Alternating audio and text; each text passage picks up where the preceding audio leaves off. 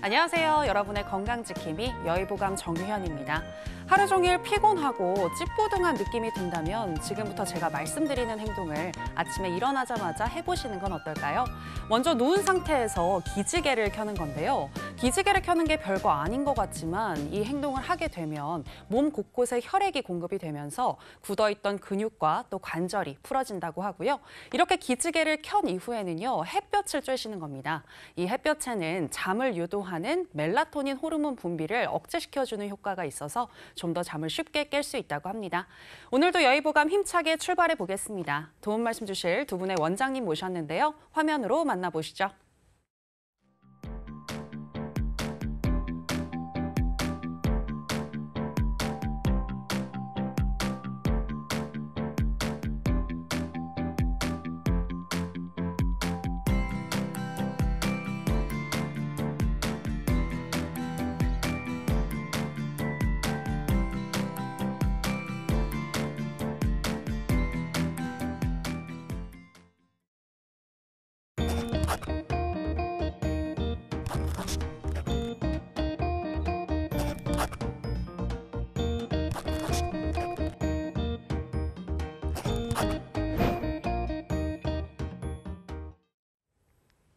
네, 정명석 원장님 그리고 김민주 원장님 나오셨습니다. 어서 오세요. 안녕하세요. 네, 나와주셔서 고맙습니다. 제가 오늘은 오프닝 때 잠을 좀 쉽게 깨고 그리고 피로를 푸는 방법에 대해서 설명을 드렸는데요. 스트레칭하고 햇볕을 쬐는 거 이렇게 두 가지를 강조해 드렸거든요. 먼저 정 원장님께 여쭤볼게요. 스트레칭의 효과 좀 더 의학적으로 설명해 주시면 좋을 것 같은데요. 네. 허리가 아프거나 목이 아프다고 오시는 분들 중에서 잠을 잘못 잤다고 얘기하시는 분들이 굉장히 많습니다. 대부분 경우 자고 일어나서 첫 번째 움직임에 근육이 경결되는 것인데요. 활동하는 낮 시간과 달리 자고 있을 때는 근육이나 관절 움직임이 적기 때문에 근육과 관절이 움직임을 준비하는데 시간이 걸립니다. 혈류순환이 개선이 되고 근육과 관절의 움직임을 준비하는 웜업 시간이 필요한 거죠. 그런데 자고 일어나서 깨자마자 생활하지 않고 누운 채로 스트레칭을 하고 기지개를 켜는 것, 이 워밍업에 굉장히 좋은 방법이라고 할 수 있습니다. 네. 하루를 시작할 때 조금 더 이제 워밍업을 통해서 뿌듯하게, 상쾌하게 시작할 수 있지 않을까라는 생각이 드는데요. 자, 그럼 스트레칭과 함께 제가 햇볕을 쬐는 것에 대해서도 강조를 드렸는데 햇볕 쬐기는 의학적으로 어떤 효과가 있을까요? 네, 햇볕을 쬐는 것은 비타민 D 합성을 도와주기 때문에 이로 인해 각종 암을 예방하고 비타민 D 자체는 칼슘 농도 조절의 기능이 있어서 골다공증 혹은 구루병 예방에도 좋은데요. 30분 이상 햇볕에 노출되면 세로토닌이라는 호르몬이 나와서 숙면을 취할 수 있고 우울감을 완화시켜주며 식욕 억제 측면에서도 매우 좋습니다. 그렇기 때문에 햇볕 쬐기 좋은 시간인 한 정오쯤에 나오셔가지고 30분 동안 햇볕을 쬐주시는 게 제일 좋고 이때는 자외선 차단은 꼭 필수적으로 해주시는 게 좋습니다. 네, 그렇군요. 잠을 쉽게 깨는 것 외에도 여러 가지 효과가 있는 것 같은데 이렇게 햇볕 쬐기와 그리고 스트레칭하기 여러분들도 꼭 하루에 한 번씩 실천해 보시기 바랍니다. 자, 그럼 오늘도 여의보감 이제 첫 번째 주제로 들어가 봐야 될 것 같은데요. 첫 번째 주제는 성장 장애입니다. 아이를 가지고 계신 부모님이라고 한다면 우리 아이의 키가 1cm라도 더 자랐으면 좋겠다. 그리고 비만하지 않았으면 좋겠다라는 희망 다들 있으실 것 같은데요. 자, 이렇게 많은 관심을 가지고 있으신 만큼 이 성장 장애에 대한 고민을 가지고 내원하시는 분들도 많은 것 같은데 어떤가요? 요새는 각종 미디어 매체의 영향으로 인해서 키와 외모에 대한 미적 기준이 날로 높아지고 있는데요. 그렇기 때문에 요즘은 부모님들뿐만 아니라 소아청소년들도 키 자체를 관심이 높고 나도 키 크고 싶다 하는 욕망이 강하기 때문에 자주 내원하여서 성장 치료를 받고자 하고 계십니다. 네. 부모님들뿐만이 아니라 아이들도 관심이 참 많은 것 같습니다. 그래서인지 보니까 성장 촉진 주사를 맞고 있는 아이들이 많다라고 하던데 성장 치료를 위해서 뭔가 이렇게 고려해봐야 할 기준이 있을 것 같거든요. 어떤가요? 네, 일생에서는 총 2번 급성장기가 일어나는데요. 처음 나타나는 급성장기는 출생 후부터 만 3세에 해당하고 이후에는 사춘기 직전까지 완만하게 성장을 하다가 사춘기에 들어서면서부터 보통 2차 급성장기가 일어나게 됩니다. 네. 이 경우에는 여아는 만 10세 그리고 남자의 경우에는 만 12세의 기점에 해당이 되고 보통 한 5년 정도 이제 성장이 주요하게 이루어지긴 하지만 임상적으로는 급성장기가 시작되는 여자 나이 만 10세 그리고 남자 나이 만 12세 전후로 성장 치료의 황급기라 볼 수 있습니다. 그리고 저신장증이란 신장이 표준 평균치에서 2표준 편차 이하이거나 혹은 300분위수 이하를 말하며 저신장증을 유발하는 질환은 매우 많지만 대표적으로는 호르몬 장애, 예를 들면 갑상선 기능 저하증이라든지 혹은 성장 호르몬 결핍증, 아니면 골격근 이상, 골격계 이상 같은 연골 무형상증 질환 혹은 터너 증후군, 다운 증후군과 같은 염색체 이상 등의 질환과 관련이 있고 이런 경우에는 보통 초기부터 저신장증을 호소하곤 합니다. 하지만 대부분의 저신장 환아 같은 경우에는 부모님 키가 작은 가족성 저신장 혹은 사춘기가 늦게 오는 체질적 저신장 혹은 특별한 원인 없이 단순히 키가 작은 특발성 저신장증에 속하게 됩니다. 네, 그렇군요. 저신장증을 유발하는 다양한 원인들이 이렇게 있는 것 같은데 말씀 중에 이 부모의 키가 작으면 아이의 키가 작을 가능성이 있다 이런 이야기를 해주셨거든요.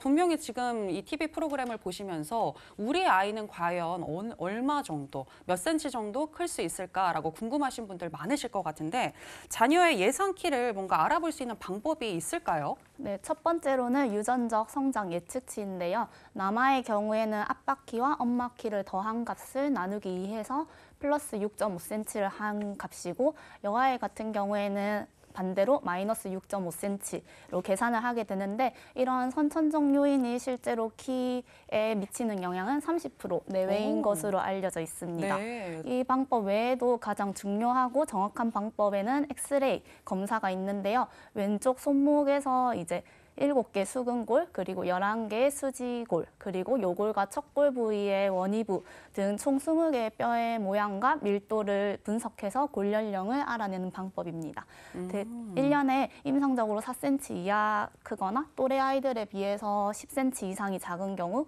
혹은 백분율 3% 이하, 여아의 경우 만 8세 이전에 가슴 몽울이 잡히는 경우에는 성조숙증에 해당하기 때문에 치료를 좀 급하게 받을 필요가 있습니다. 네, 그렇군요. 그리고 또 이 성장에 영향을 주는 요인이 뭔가 후천적인 영향도 있다고 하던데 맞나요? 네, 성장에 영향을 주는 요인에는 인종, 연령, 성별과 같은 유전적인 요인도 있지만 생활 환경이나 영양 섭취, 운동, 질병 등의 후천적 요인 또한 큰 영향을 끼치고 있습니다. 성장판은 사춘기가 시작된 후에 2년 정도가 지나면 성호르몬 분비량이 늘어나면서 닫히기 때문에 성장판이 닫히기 전까지는 지속적으로 이제 키 성장에 영향을 주는 후천적인 요인 관리는 필수라고 볼 수 있습니다. 네, 그렇군요. 이렇게 후천적으로 관리를 좀 잘 해주고 그리고 예상으로 어느 정도까지 클 수 있는지 수치를 미리 안 다음에 미리 예방해서 대응을 해준다면 뭔가 예전 그 예상 신장보다는 더 클 수 있지 않을까라는 생각이 드는데 어때요? 네, 성장 클리닉에서 중요한 점은 키가 크고 있을 때 더욱 집중적으로 관리를 해서 원래 클 수 있는 키보다 더 키를 키워주는 게 중요한데요. 네. 60, 70대가 되어서 아무리 성장에 좋은 음식이나 운동, 한약을 먹는다고 해서 키가 클 수 없는 건 당연하잖아요. 그렇죠. 그렇기 때문에 성장하는 아이의 경우에도 급성장기 때처럼 키가 유독 잘 클 수 있는 시기에 관리를 해주면 원래 클 수 있는 키보다 좀 더 키가 더 자랄 수 있는 확률이 커지게 됩니다. 네, 이 성장 치료의 골든타임을 꼭 지키자라는 것 명심하셨으면 좋겠고요. 그리고 또 아이가 더 클 수 있는 상황인데 여러 가지 방해 요소가 있다면 이것들을 좀 이렇게 없애줄 필요도 있을 것 같은데요. 이런 문제를 한의학적으로는 어떻게 풀 수 있을까요? 네, 한방 성장 클리닉에서는 소아가 균형 있고 건강하게 성장할 수 있도록 전반적인 소아 체내 환경을 성장에 적합한 조건이 되도록 만들어주는 것을 목표로 하고 있습니다. 네. 따라서 아이들의 성장을 방해하는 요인을 제거하는 것뿐만 아니라 생활 습관이나 식습관을 올바르게 잡아줘야 할 필요가 있는데요. 한의학에서는 성장 장애를 크게 6가지 유형으로 분류하고 있는데 첫 번째로는 비장계 허야가입니다. 이 경우에는 음식을 통해서 성장 에너지를 원활히 흡수하지 못하는 아이로 밥맛이 없어서 잘 먹지 않거나 편식을 한다든지 구토, 설사, 변비가 잦고 쉽게 피로감을 느끼고 무기력해하는 경우에 해당하고요. 네. 호흡기계 허야가 같은 경우에는 면역계가 워낙 약해서 성장 에너지가 면역력을 증진하는 데 대다수 사용되기 때문에 이런 경우에는 감기에 자주 걸린다든지 기관지염, 천식, 아토피 등의 증상을 호소하고 숨을 쉴 때 쌕쌕 소리가 나는 그런 증상들 호소할 수 있습니다. 네. 그리고 세 번째로는 정신신경계 허야가인데요. 이 경우에는 성장 에너지를 필요한 곳으로 정확히 공급하지 못하는 경우이고 자주 놀란다든지 아니면 자다가 경기를 일으킨다든지 혹은 신경질을 잘 내고 잠을 잘 자지 못하는 아이가 여기에 해당합니다. 네 번째로 대사기계 및 운동신경계 허야가. 이 경우에는 성장 에너지가 비효율적으로 과잉 사용되기 때문에 자주 어지럽다든지 밤에 쥐가 잘 나는 경우에 해당하고 학기 초가 되면 이제 학교 끝나고 피곤해서 이제 바로 쓰러지는 아이가 대부분 이 유형에 속합니다. 네. 다섯 번째로 비뇨생식기 및 골격계 허야가는 성장 에너지를 키 성장으로 가게 하는 능력이 저하되어 있고요. 보통은 소변을 좀 자주 본다든지 야뇨증이 있다든지 아니면 쉽게 뼈가 자주 부러지거나 밤에 무릎이나 팔이 아픈 아이가 여기에 해당합니다. 마지막으로 열 체질화 같은 경우에는 성장 에너지를 열로 날아가 버리게 하는 체질이고요. 환절기만 되면 손끝 발끝이 잘 벗겨진다든지 더위를 유독 잘 참지 못하고 땀을 많이 흘리는 아이 그리고 잠잘 때는 찬 곳만 찾아다니는 아이가 여기에 속한다고 볼 수 있습니다. 네, 들어보니까 성장 장애 유형도 참 많은 것 같은데 그렇다면 이 6가지 유형 중에서 어떤 유형이 가장 많은지도 궁금하거든요. 네, 임상적으로는 소아 때는 편식이 유독 심하고 야채를 안 먹고 고기, 심하면 불량식품이나 과자, 밀가루 등의 음식만 먹기 때문에 비계 허야가가 제일 많다고 볼 수 있고요. 요즘은 놀이터에서 뛰어놀면서 자연스레 면역력을 얻었던 옛날과는 다르게 필요 이상으로 좀 깨끗한 환경에서 자라고 있잖아요. 네네. 그렇기 때문에 아이의 면역력 자체가 많이 떨어져 있어서 어릴 때부터 알레르기 비염이나 아토피, 천식 등의 면역 관련 질환을 많이 겪고 있기 때문에 호흡기계 허야가도 점점 증가하는 추세라고 볼 수 있습니다. 이야기를 들어보니까 어떤 생활 환경 그리고 후천적인 영향도 정말 큰 역할을 하는 것 같습니다. 자, 그렇다면 저신장 치료는 이 6가지 유형의 어떤 원인을 찾아내서 이것을 치료하는 것부터 시작일 것 같은데 어떤가요? 네, 맞습니다. 성장에 문제가 되는 요소를 알아보고 그것을 없애주고 몸의 균형과 면역력을 갖출 수 있게끔 한약 치료가 들어가고 이와 동시에 성장판 자극을 할 수 있는 침 그리고 약침 치료를 진행하고 있는데요. 네. 특히 녹용은 소아청소년 질환에 자주 쓰이는 한약재인데 조골세포 대사에 중요한 역할을 하는 IGF-1을 생성하기 때문에 고혈 성장 촉진 효과가 있고요. 해면 골밀도 및 칼슘 수치 증가 효과와 더불어 면역 조절 효과가 밝혀져 있습니다. 침 치료는 성장판 근처에 위치한 내슬환, 외슬환, 족삼리, 위중혈 등에 이루어지고 있습니다. 네, 이렇게 소아 저신장의 한의학적인 치료 방법까지 들어봤는데요. 그런데 저는 궁금한 게 왜 어르신들이 이런 말씀 참 많이 하시잖아요. 어차피 어렸을 때 살찐 거는 다 키로 간다 이렇게 얘기를 하시는데 만약 정말 이 말이 맞다면 뭐 비만도 걱정할 필요도 없고 그리고 저신장도 걱정할 필요가 없을 것 같은데 이 말에 대한 팩트 정 원장님께서 한번 짚어주셨으면 좋겠거든요. 어떤가요? 네. 네, 살이 다 키로 간다. 성장기 아이들은 몸에 축적된 영양소를 대사에도 사용하고 성장에도 사용하기 때문에 어느 정도 살이 찐 경우에는 이 말이 맞을 수 있습니다. 하지만 또래 친구들보다 20% 이상 살이 찐 비만인 경우에는 오히려 성장을 방해하게 되는데요. 그중에서도 특히 체지방량이 근육량에 비해서 현저히 높은 경우에는 호르몬 문제도 일으킬 수 있기 때문에 반드시 다이어트 치료를 해주시고 근육량을 늘릴 수 있는 운동을 겸하는 것이 좋습니다. 네, 그렇군요. 만약 우리 아이가 비만한 것 같다면 성장 장애를 일으킬 수 있기 때문에 꼭 치료의 영역으로 보시고 병원에 내원해 보시는 게 좋을 것 같습니다. 자, 그럼 소아 비만 이야기가 나왔으니까 좀 더 이야기를 더 해볼 텐데요. 이 소아 비만이 성장에 미치는 영향 어떤가요? 네, 정 원장님께서 말씀해 주셨듯이 이제 자라나는 아이들의 경우에는 체내 지방이 과다하게 축적되면서 소형 호르몬은 분비가 촉진이 되고 반대로 성장 호르몬은 방해를 받을 수 있는데요. 체내 지방에서는 이제 에스트로겐이 생성이 되고 여아의 경우에는 이제 2차 성징이 빨리 나타나서 초경을 일찍 찾아오게 할 수 있습니다. 초경 이후에는 키의 성장이 이제 명백하게 제한이 되기 때문에 알려진 바에 의하면 초경 이후 3에서 5cm 이상 자라진 않는다고 해요. 네. 따라서 비만으로 인해 성조숙증이 나타날 수 있고 이로 인해 성장이 제대로 되지 않을 수 있으므로 어린 학생들도 무조건 많이 먹는다는 게 능사가 아니라 적절한 식단 관리는 조절하는 게 필수입니다. 아, 네. 소아 비만이 성장에 악영향을 끼칠 수 있는 것 같은데 또 이야기를 들으면서 생각이 난 게 저는 그 질환, 성조숙증이거든요. 네, 성조숙증도 야기할 수 있을 것 같다는 생각이 드는데요. 정확히 이 성조숙증은 어떤 증상이고 또 기준은 어떻게 되나요? 네, 성조숙증 같은 경우에는 만 8에서 9세 이른 나이에 2차 성징이 나타나는 것이고요. 과거와 달리 서구화된 식습관과 이제 과도한 영양제 등의 필요 이상의 영양 성분 섭취가 빈번해지면서 나타난 새로운 개념의 질환이라고 보면 됩니다. 네. 정상 사춘기는 여아의 경우 만 10세, 남아의 경우 만 12세인데 이 기간에는 신체적 변화뿐만 아니라 정신적인 변화가 같이 나게 되는데요. 성조숙증의 경우에는 여자에는 이제 만 8세 이전에 유방과 음모가 발달한다든지 초경이 나타난다든지 이에 해당하면 성조숙증으로 볼 수 있고 남아의 경우에는 만 9세 이전에 고환이 4cm 이상 커지게 되는 경우를 말합니다. 주로 여아에게 더 흔하게 나타나긴 하지만 이제 남아의 경우에는 고환의 변화를 알아채기가 힘들기 때문에 늦게 발견할 수 있으므로 각별한 주의를 필요로 하고 있습니다. 네, 그렇겠네요. 그런데 많이들 이제 성장을 빨리 하면 좋은 거 아니야? 라고 생각하기가 쉬운데 들어보니까 결론적으로 이게 성장을 가속화시켜서 오히려 남은 기간 동안 성장을 못하게끔 좀 방해하는 요인이 될 것 같거든요. 맞나요? 네, 그렇죠. 총 성장할 수 있는 기간을 감소시키기 때문에 최종적으로는 키, 장기, 신경계 등의 발달이 남들에 비해 더뎌질 수 있으므로 마치 몸만 큰 어른아이 같다고 보면 됩니다.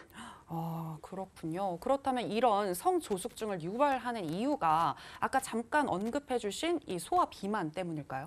네, 성호르몬을 이른 시기에 과다하게 분비되어 나타나는 성조숙증 같은 경우는 대체로 소아비만과 관련이 높은데요. 과도한 체지방에서는 렙틴 호르몬이 분비가 되고 이에 따라서 성호르몬을 자극하게 되어서 결론적으로는 성조숙증을 유발하게 됩니다. 네. 이 외에도 환경 호르몬과도 밀접한 관련이 있는데요. 환경 호르몬이란 실제 호르몬은 아니지만 체내에 들어와서 호르몬처럼 작용하는 인공 화합물을 말하고 내분비계를 교란시키기 때문에 이제 성조숙증을 유발하게 되므로 청소년기에는 환경 호르몬이 많이 함유된 컵라면, 피자, 햄버거 등의 음식은 삼가해 주시는 게 좋고요. 네. 이외에도 스트레스 또한 이제 성조숙증을 유발할 수 있는 원인으로 꼽히고 있습니다.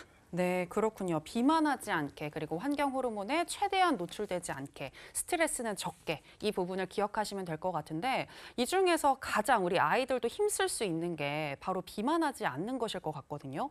어떻게 보면 체중을 감량하는 것 이게 성조숙증을 예방하는 길 아닐까요? 네, 특히 소아비만 70% 이상이 성조숙증을 겪는다고 알려져 있어서 성조숙증 치료에 있어서 일정량 이상의 체중 감량은 필수적이고요. 네. 성인 비만과 달리 소아비만은 지방세포 증식형, 쉽게 말하면 지방세포 숫자가 증가하는 형에 해당하고 한 번 늘어난 세포수는 다시는 줄지 않기 때문에 성인 비만으로 이어질 수 있습니다. 따라서 편식과 가식 등의 잘못된 식습관 그리고 컴퓨터 게임이나 요새는 휴대폰을 좀 많이 하기 때문에 장시간 앉아있는 시간이 많잖아요. 네. 그런 습관들은 개선할 필요가 있습니다. 그렇군요. 소아 비만이 성인 비만으로 이어질 수도 있기 때문에 비만하지 않도록 아이들은 노력해야 될 것 같습니다. 자, 이렇게 체중 감량과 함께 한의학적인 치료, 성조숙증을 치료하기 위해서 어떤 게 필요할까요? 네, 한의학에서 성조숙증은 체내 불필요한 열로 인해 성장 속도가 과잉으로 나타나는 것으로 보고 있는데요. 특히 체중이 늘게 되면서 체내 불필요한 열이 과도하게 쌓이게 되므로 소아비만은 성조숙증의 직접적인 원인이 되고 있잖아요. 네. 따라서 한약 치료를 통해 불필요한 습과 열을 제거하고 아이 몸속 순환을 활발하게 해주고요. 대표적으로 성조숙증 환아한테 다빈도로 사용되는 약재는 의인이 있습니다. 쉽게 말하면 율무라고 보시면 되고요. 아, 네네. 네네. 의인을 비롯한 산사, 택사, 진피는 체지방과 콜레스테롤 감소에 효과적이기 때문에 치료에 많이 사용되고 있습니다. 또한 소아의 경우 성인에 비해서 스트레스에 더욱 취약하게 되므로 이를 해결하기 위해서는 시오, 향부자, 청궁 등을 사용하고 있고요. 네. 추가로 열로 인해서 성선의 과도한 흥분을 진정시켜주기 위해서 생지황, 지모, 황백, 황금치자 등의 서늘한 약재를 사용하면 훨씬 좋습니다. 아, 그렇군요. 성조숙증 치료에 쓰이는 약재에 대해서 짚어주셨는데요. 자, 그런데 이미 성조숙증이 시작이 되어서 신체가 변했는데도 불구하고 치료를 시작하면 어쨌든 좀 돌아올 수 있을까요? 네, 다른 질환과 마찬가지로 성장 또한 빨리 치료를 받으면 받을수록 예후와 경과가 매우 좋아지는데요. 네. 그렇기에 내 자녀의 성장이 문제가 생긴 것 같다 하면은 빨리 내원해서 그 원인이 무엇인지 알아보고 그 원인을 제거하는 치료를 받는다면 다시 정상적인 성장이 이루어질 수 있습니다. 네, 늦었을 때가 가장 빠르다라는 거 기억하시기 바라겠고요. 그리고 이런 뭐 치료와 함께 또 가족의 관심 그리고 생활 습관의 변화도 매우 중요할 것 같은데 성조숙증을 예방하기 위해서 어떤 것들을 지켜야 할까요? 네, 제일 첫 번째로는 골고루 먹을 수 있게끔 해주시는 게 좋고요. 네. 특히 단백질은 성장 호르몬 분비를 촉진시키고 근육이나 체내 여러 조직 합성에 관여하기 때문에 쇠고기라든지 돼지고기, 닭고기 등의 육류, 생선, 콩, 두부 등을 꾸준히 섭취하는 게 좋고 네. 비타민이나 무기질이 가득한 야채, 버섯, 과일류 등을 충분히 섭취하는 것이 좋습니다. 그리고 성장에 있어서 제일 중요한 것은 수면인데요. 성장 호르몬은 하루 중 일정 간격으로 박동성 분비를 하는데 특히 밤 10시에서 2시까지는 성장 호르몬이 가장 많이 분비되는 시간이므로 이 시간에는 숙면을 꼭 취할 수 있게끔 생활 습관을 개선하는 것이 좋습니다. 그리고 네. 적절한 운동과 이제 성장판과 골격을 자극하는 운동을 계속 하시면 아이의 성장에 큰 도움이 될 수 있습니다. 네, 골고루 먹이고 이 적당한 시기에 잘 재우고 그리고 운동도 시키자 이렇게 정리해 볼 수 있을 것 같습니다. 오늘은 이렇게 해서 성장 장애에 대해서 첫 번째 주제로 한번 다뤄봤는데요. 자, 끝으로 저신장증과 그리고 소아 비만이 성장에 미치는 영향에 대해서 정리해 봤습니다. 화면으로 만나보실까요?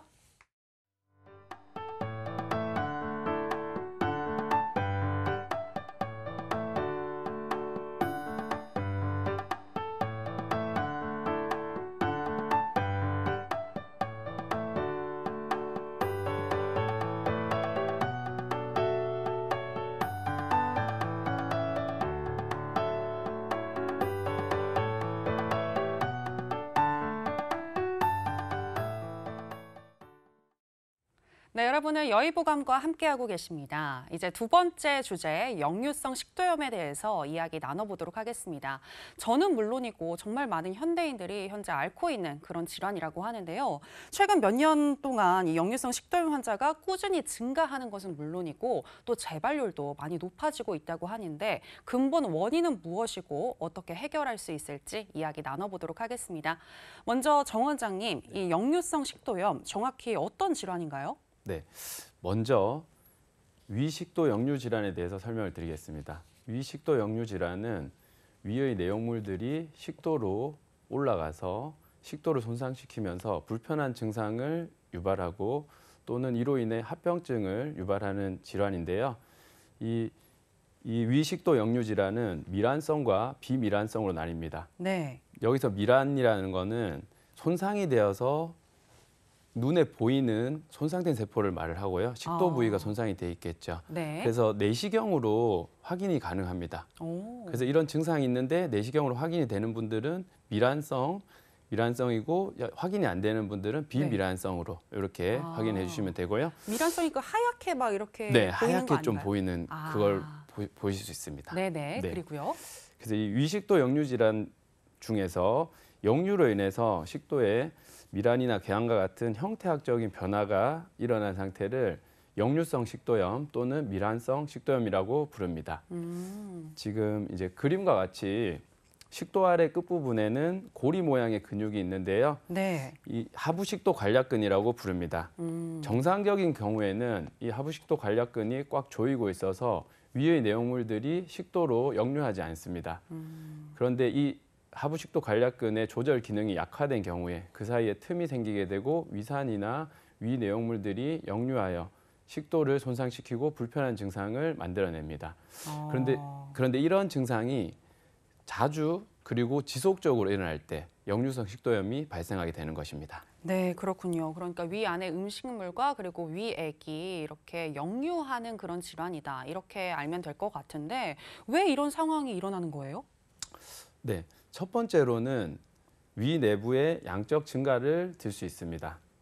과식하거나 소화 기능이 약해 위에서 소화가 잘 안 됐는데 내용물이 늘어나는 경우, 그리고 위와 십이지장을 막아주는 유문이 협착되면서 위 안쪽의 내용물이 증가하게 되면 식도로 역류가 쉬워지는데요. 네. 특히 구부린 자세나 누워 있는 자세에서 음식물들이 위보다는 식도 쪽으로 가까이 위치하기 때문에 아, 이런 역류가 잘 일어나게 됩니다. 네. 먹고 네. 나서 바로 눕거나 그럼 네네. 안 되겠네요. 아, 그렇죠? 그렇죠. 눕거나 숙이는 자세는 안 좋을 수 있습니다. 네. 그리고 두 번째로 위 내부 압력과 복압 증가를 들 수 있는데요.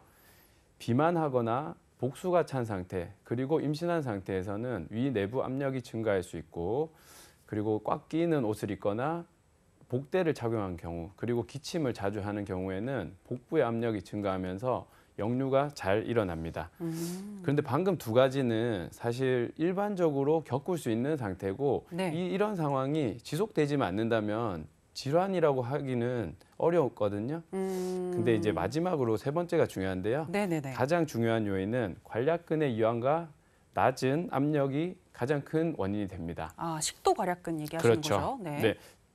좀 전에 말씀드렸던 위와 식도 사이에 하부식도 관략근이 힘이 부족할 때 일시적으로 열리게 되고, 그쪽으로 위산과 위 내용물이 역류하여 손상이 되고, 그 손상된 것들이 반복이 되다 보면은 역류성 식도염이 되는데요. 어. 특히 기름진 음식을 많이 먹거나 음주 흡연하시는 분들, 이 관략근의 힘이 약해져 있는 경우가 많고요. 그리고 칼슘 기량제, 항콜린제, 안정제, 테오필린 등의 약물은 관략근의 압력을 감소시킬 수 있습니다. 그리고 커피, 초콜릿, 박하, 오렌지 주스 등의 음식은 관략근에 좋지 않기 때문에 주의를 하는 것이 좋겠습니다. 네, 그렇군요. 위 내용물이 많아지거나 또 위 내부, 이 배의 압력이 가끔씩이 아니라 빈번히 증가할 때, 그리고 생활 습관의 어떤 변화로 인해서 식도 괄약근이 조이는 힘이 저하될 때 이렇게 역류성 식도염이 생긴다라고 정리할 수 있을 것 같은데요.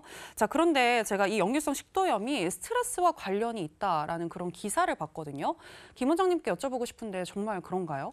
네, 그렇습니다. 지속적인 스트레스로 인해서 자율신경이 과부하되는 경우 소화에 관여하는 근육이 긴장하게 되고, 이로 인해서 소화 효소 생성이 줄어들게 되고 네. 소화 속도 자체가 느려지게 되면서 위산과 다른 소화액이 식도로 역류할 수 있으므로 더부룩함이나 속쓰림, 가스 등의 불편한 증상을 호소할 수 있습니다. 네. 이러한 경우에는 정밀 검사를 하더라도 원인을 찾기 어렵고, 약물 치료가 들어간다 하더라도 효과가 일시적이거나 미미할 가능성이 매우 높습니다.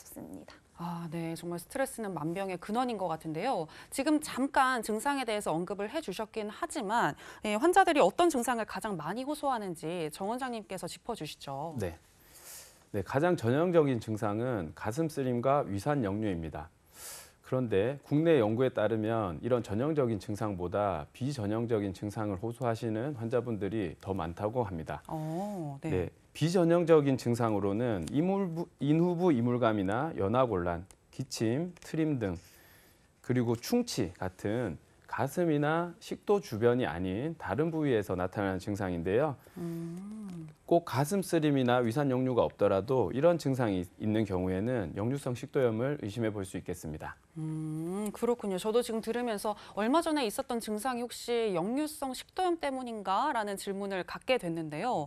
그런데 이렇게 증상을 표현하는 방식이 사람마다 다 다를 수 있을 것 같은데, 사실은 역류성 식도염 때문이었는데 다른 질환인 줄 알고 다른 치료에 더 집중하는 경우도 있을 것 같거든요. 그래서 증상을 조금 더 정확히 얘기해 주시면 좋을 것 같아요. 네. 네, 먼저 가슴 쓰림은 명치 끝에서 목구멍 쪽으로 치밀어 오는 것처럼 가슴뼈 뒤쪽, 그러니까 식도 부위가 타들어가는 느낌을 많이들 말씀해 주시는데요. 네. 그 환자분들이 호소하는 표현은 굉장히 다양합니다. 가슴이 쓰리다, 화끈거린다, 따갑다, 뜨겁다, 이런 식으로 불평을 표현해 주시고요. 네. 이 지금 가슴 쓰림 증상은 날개뼈 사이나 목 부위 그리고 팔 쪽으로도 진행이 될 수가 있어서 그런 통증과 감별이 필요할 것 같습니다. 네. 그리고 가슴 쓰림은 영어로 하트번인데요.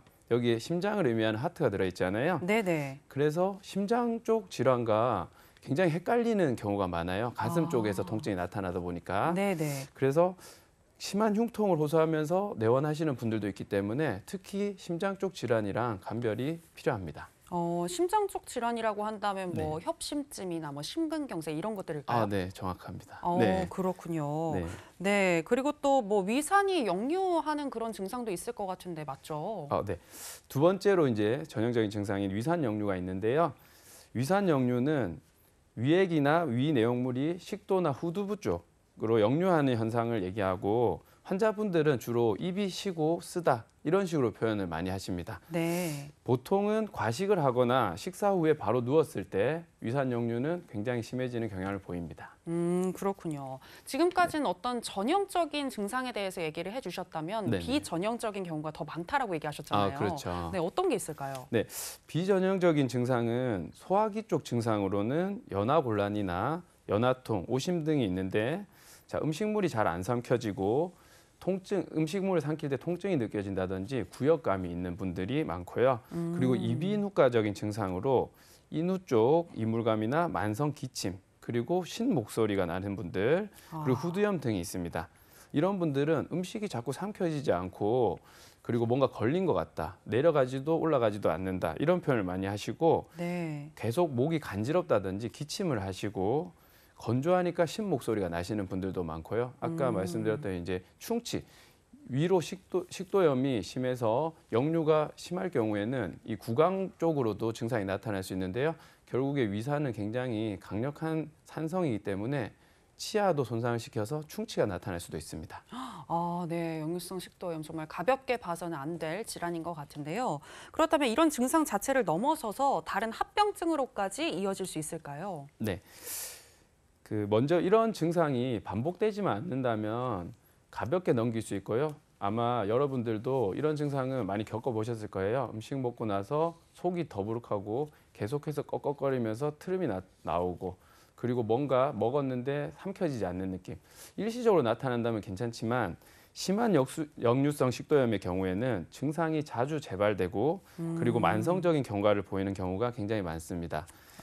역류성 식도염이 지속되면 식도 궤양이 생기고 식도 협착이 생길 수가 있고요. 그리고 발해식도를 유발할 수 있는데요. 여기서 이제 발해식도는 위산이 역류하면서 식도 부위를 손상을 시키다 보니까 거기 식도가 재생될 때 위의 세포처럼 잘못된 세포가 그 자리를 차지하게 되는 경우고요. 그러면 식도의 역할을 제대로 할 수 없기 때문에 영구적으로 불편감을 겪을 수가 있습니다. 이런 증상들이 계속될 경우에는 식도암으로까지 발전할 수 있기 때문에 네. 빠르게 치료를 해주시는 것이 좋겠습니다. 네. 이야기를 듣다 보니까 빨리 치료를 해야 할 것 같다는 생각이 드는데 한의학적인 치료 방법 그럼 지금부터 알아보도록 하겠습니다. 먼저 한의학적으로 이 역류성 식도염 어떻게 바라보고 있나요? 네, 한의학에서는 탄산, 토산, 그리고 열격, 흉비 이런 범주에 속하게 되는데요. 먼저 탄산은 위에 신물이 위에서 위쪽으로 올라오는 증상을 얘기합니다. 그리고 토사는 이 신물이 많이 올라오는 거죠. 아까 인후부 쪽이나 구강부까지 올라올 수 있다고 했는데 네. 그래서 신물을 토하는 것까지 얘기를 하고요. 그리고 열격은 인후부 쪽 문제고 삼켜지지 않는 것들, 그리고 이제 삼킬 때 목이 메이고 음식이 내려가지 않는 증상들을 통틀어서 얘기를 합니다. 네, 그렇군요. 자, 그렇다면 이렇게 원인과 증상이 다양한 만큼 환자의 상태를 정확히 파악하고 이를 치료하는 것이 중요할 것 같은데 어떤가요?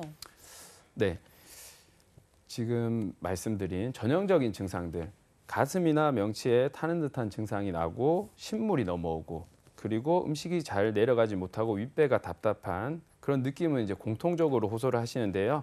그 위에 다른 증상들을 보고 크게 네 가지로 나눠서 증상에 맞게 치료를 하고 있습니다. 네. 네, 첫 번째로는 간위 불화형인데요. 여기서 말 그대로 이제 간과 위가 조화롭지 못한 상태가 되고요. 간은 소화에 있어서 굉장히 중요한 장기입니다. 우리가 음식물을 삼키고 소장해서 흡수를 했을 때 항상 간문맥을 지나서 간이 모든 음식물들을 걸러낸 후에 심장에서 온몸으로 퍼뜨려 주는데요. 그렇다 보니까 간이 해독을 해줘야 되고 그런 스트레스까지 관리를 해주고 있습니다. 그래서 간이 불화가 있을 경우에는 스트레스가 많이 쌓이고 간이 피곤하면 온몸이 피곤하잖아요. 네. 그래서 피로를 많이 느끼시고 화가 많이 나고 입이 마르기도 합니다. 그리고 열성으로 나타나서 대변은 주로 변비 형태 그리고 단단한 변이 많이 나오고 소변도 진한 경우가 많습니다. 네. 그리고 이제 비위허약형은 소화기가 약한 분들을 얘기하는데요. 소화기가 약하기 때문에 음식을 소화를 잘 시키지 못하고 그로 인해서 역류하는 경우가 많습니다. 이때는 주로 속이 차가우신 분들이 많고 그래서 신물이 아니고 맑은 물이 역류하는 경우가 많고 그리고 대소변에 있어서도 설사를 한다든지 소변이 좀 맑게 나오는 경우가 많습니다. 그리고 비위습열형은 습열이 가득 차 있어서 열이 나고 습한 경우인데요. 여름철, 장마철 생각하시면 알 것 같아요. 네. 그래서 팔다리가 무겁고 대소변도 열성으로 인해서 변이 마르는 증상이 많이 나타납니다. 네. 위음 부족은 말 그대로 소화 쪽 소화액이 부족해지는 증상이고요. 식욕이 저하되고 손발 가슴에 열증이 나타나는 경우가 많습니다. 네, 이렇게 여러 가지 유형으로 나눠 볼 수 있다라는 걸 새롭게 알게 됐는데 그렇다면 유형에 맞춰서 치료 방법도 좀 달라질 것 같거든요. 맞나요? 네. 지금 이제 4가지로 나눠봤는데요. 간과 위가 좋지 않은 경우에는 간의 피로도를 낮춰주고 스트레스를 낮춰주는 향부자 또는 시호가 들어간 한약 치료가 도움이 많이 될 수 있고요. 네. 그리고 비위가 허약한 경우 소화를 도와주고 가운데 보중, 가운데를 보해주고 그리고 기운을 더해주는 인삼 같은 약재도 좋고 당기나 황기 같은 약재를 써서 전체적으로 우리가 보약이라고 하는 약들을 쓰면은 좋을 것 같습니다. 그리고 습열이 있을 때는 열성으로 나타나는 거기 때문에 열을 깎아주고 습을 배출시켜주는 역할 2가지를 다 해주면 좋고요. 그리고 위음이 부족한 경우 이런 분들은 대부분 이제 갱년기 증상처럼 나타나시는데 네. 습열과 다르게 열성으로 나타나지만 진액이 부족한 상황이기 때문에 여기서 열을 깎아내는 치료를 했을 때는 오히려 부작용이 나타나기가 쉽습니다. 그래서 진액을 보충시켜주고 혈액을 보충해주는 녹용이나 당귀 같은 약재를 써서 기본적인 체액을 보충을 해준다면 이런 증상은 많이 감소가 되실 것 같습니다. 네, 그러니까 각 유형에 맞게 어떤 한의학적 치료가 들어가는지에 대해서 말씀을 해주셨는데요. 이런 한의학적 치료와 더불어서 생활 습관도 매우 중요할 것 같은데 어떤 것들을 지켜야 할지 좀 간단히 부탁드릴게요. 네, 위식도 역류성 질환에서 기본 치료 원칙은 생활 습관을 개선하는 것입니다. 먼저 음식물 과식을 하지 않고 야식을 피해야 되고요. 특히 잠자기 전 3시간 동안은 음식 섭취는 절대 피하시는 것이 좋습니다. 그리고 비만과 흡연, 음주가 상태를 악화시킬 수 있기 때문에 체중을 감량해 주시고 흡연과 음주는 반드시 피해 주시고요. 네. 그리고 위와 식도를 자극할 수 있는 기름진 음식, 커피, 홍차, 박하, 초콜릿과 같은 음식을 피하고 위식도 점막을 직접적으로 자극하는 신과일 주스, 토마토, 탄산음료 등은 반드시 피해주는 게 좋겠죠. 그리고 복부나 위의 압력을 증가시킬 수 있는 꽉 끼는 옷은 피하는 게 좋고 네. 좀 전에 말씀드렸듯이 이제 숙이는 자세 그리고 바로 눕는 식사 후에 바로 눕는 그런 자세들은 피하는 것이 좋습니다. 네, 들어보니까 알면서도 참 못 지키는 것들이 있는 것 같은데 맛있어서 좋아서 그리고 귀찮아서 알면서도 못하는 것들을 건강을 위해서 우리 한번 지켜보자라는 거 기억하시면 좋을 것 같습니다. 이렇게 역류성 식도염에 대해서 이야기 나눠봤는데요. 주요 내용 다시 한번 정리해봤습니다. 보시죠.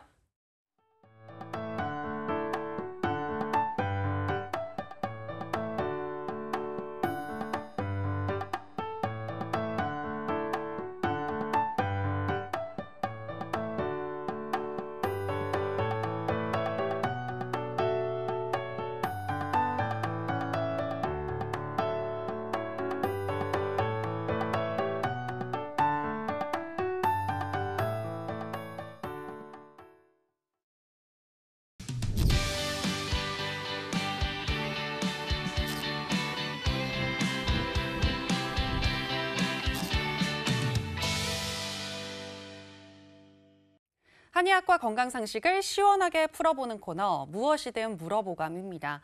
요즘 같은 환절기에 밤낮으로 일교차가 커지면서 정말 잔병치레 하시는 분들 많은데요. 다가올 가을 그리고 겨울 무탈하게 보낼 수 있도록 저희가 이 주제를 잡아봤습니다. 화면으로 먼저 보실까요?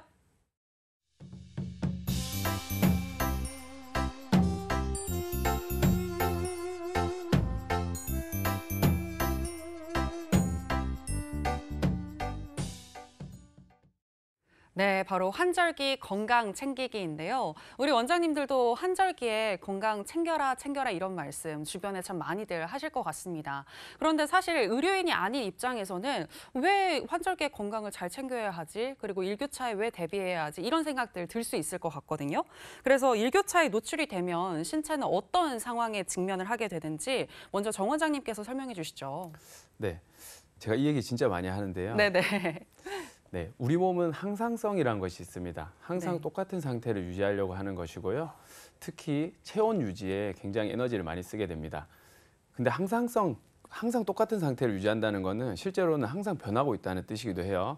자, 지금 실내에서 온도랑 바깥에서의 온도, 그리고 냉방을 하고 있는 곳과 하지 않는 곳, 다 온도가 다른데 우리 몸은 항상 비슷한 상태를 만들기 위해서 에너지를 쓰기도 하고 그다음에 줄이기도 하죠. 네. 이게 안 되는 동물들은 겨울잠을 자고 있어요. 네, 추울 네. 때.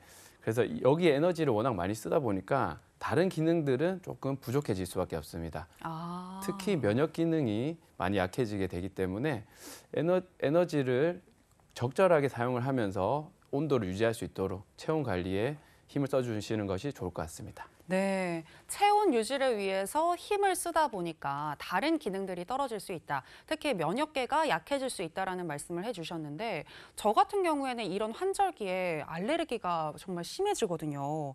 이런 알레르기는 어떻게 관리하는 게 좋을까요? 네, 오전 6시부터 10시까지는 외출을 자제해 주는 게 제일 좋은데요. 네. 꽃가루 같은 경우에 이 시간에 가장 농도가 높기 때문에 야외 외출을 피하고 혹시나 부득이하게 외출하게 되는 경우에는 마스크를 착용하고 특히 가을에 꽃가루 양은 봄보다는 양이 작지만 알레르기를 일으키는 잡초류 꽃가루가 주를 이루기 때문에 봄보다 더 각별히 조심해야 할 필요가 있습니다. 네. 그리고 공기가 건조한 경우에 비염이 악화되므로 실내 습도를 코가 가장 편안한 습도인 40에서 50% 정도 유지하는 것을 목표로 하고 난방을 시작하게 되면 실내 공기가 더 건조할 수 있으므로 가습기나 젖은 수건을 통해서 습도를 유지할 수 있습니다.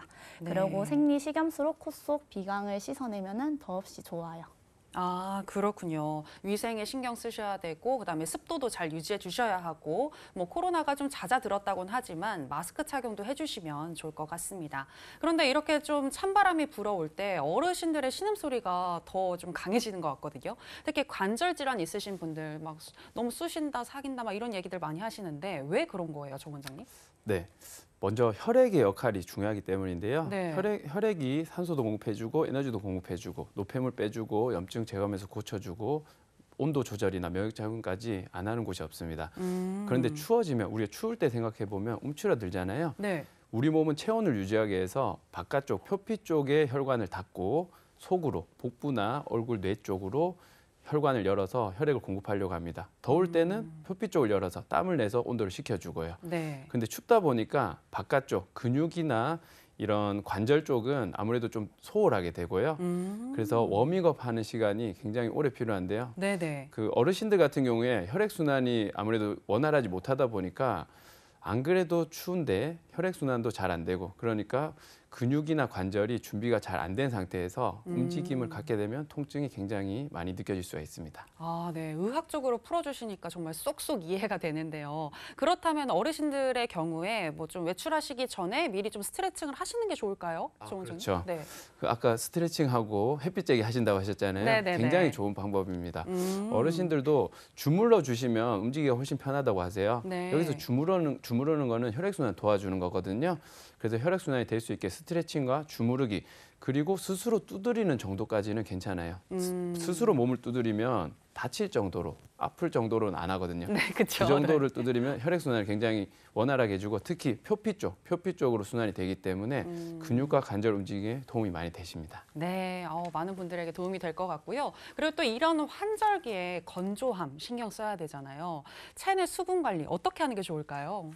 일단은 실내 습도를 40에서 50% 맞추고 가습기나 젖은 수건이나 아니면 잎이 넓은 식물을 배치하는 등으로 적정 습도를 유지하는 게 중요한데요. 네. 아까 말씀드렸듯이 이때는 60%를 이제 습도가 넘어가지 않게 하는 게 중요해요. 왜냐하면 알레르기 비염을 유발하는 진먼지 진드기가 가장 잘 번식하는 습도 환경이거든요. 네네. 그렇기 때문에 비염을 앓고 있다 하시면은 60%에 이르지 않게끔 주의해 주시는 게 좋고요. 네. 실내 온도 자체는 18도에서 20도 가량 정도 유지하고 하루에 한 1.5리터 정도의 물을 마시되 조금씩 자주 마시는 게 중요하고 차가운 물보다는 그래도 적당히 미지근한 정도의 물이 좋고요. 카페인이 많이 든 커피나 녹차, 홍차, 탄산음료 등은 이뇨작용을 활발하게 만들기 때문에 네. 가급적 자제하시는 게 좋습니다. 네. 집에 온도 습도계를 하나 마련해야겠다는 생각이 드는데 이 습도는 60%가 넘어가지 않는 게 좋다라고 얘기해 주셨고요. 또 수분 섭취, 그러니까 물을 많이 먹어라 이런 얘기도 하셨는데 아까 적정량 1.5리터 얘기하셨잖아요. 혹시 그 이상 더 먹게 돼도 좋은 거 아니에요, 몸에는?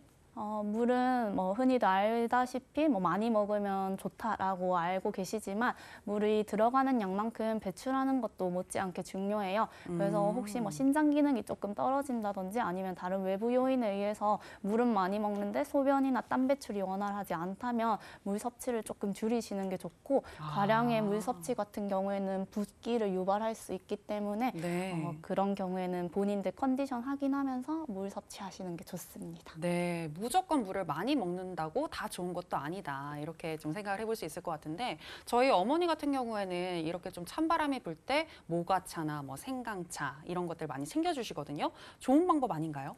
네, 특히 이제 매번 안 좋을 때마다 한약을 드실 수 없기 때문에 네. 다른 식품들을 다들 섭취를 많이 해주시는데요. 숙면을 도와주고 면역력을 증가할 수 있는 그리고 기관지, 폐 건강에 좋은 생강이나 도라지, 배즙 등이 조금 먹으면 환절기 극복하시는데 매우 좋을 것으로 생각됩니다. 그렇군요. 네, 알겠습니다. 정말 많은 도움이 되셨을 것 같은데 환절기에 무탈하게 잘 나셨으면 좋겠습니다. 자, 이렇게 무엇이든 물어보감 환절기 건강 관리 비법에 대해서 이야기를 나눠봤고요. 지금 나가고 있죠. 저희 여의보감 너튜브 채널 커뮤니티에 들어가시게 되면 여러분들의 건강 고민을 댓글로 남기실 수가 있습니다. 저희가 이렇게 대신해서 질문을 드리고 여러분들의 궁금증을 풀어드리고 있으니까요. 여러분의 많은 참여 부탁드리겠습니다. 여의보감 저희가 준비한 소식은 여기까지입니다. 저희는 다음 주 월요일에 또 알찬 건강 소식으로 다시 돌아오도록 하겠습니다. 함께해 주신 여러분 고맙습니다.